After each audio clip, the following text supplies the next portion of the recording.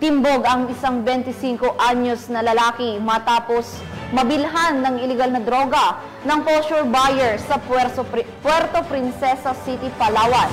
Ang kabuuan ng balita mula kay Patrol Woman Eloisa Beredo.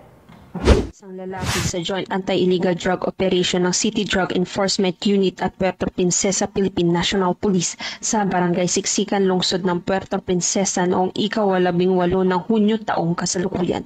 Sa pamamagitan ng bypass operation ay naaresto ang suspect na kinilalang si alias Wilmar, 25 anyos, may asawa at 2 anak at residente ng Barangay Irawan, Puerto Princesa. Sa natulong operasyon ay nabilhan ng suspect na isang pakete ng pinaghilang shabu at maliban dito ay may nakuhapan mula sa kanyang isang pakete na nakaipit sa kanyang cellphone at aminado naman siya na gumagamit ito ng pinagpabawal na gamot. Sa kasalukuyan, si alias Wilmar ay mahaharap sa kasong paglabag sa Republic Act 9165 o Comprehensive Dangerous Drug Act of 2002. Mahalaga ang agarang pagtugon at pagpapatupad ng batas upang mapanagot ang mga taong sangkot sa iligal na droga at mapanatili ang kaayusan sa lipunan.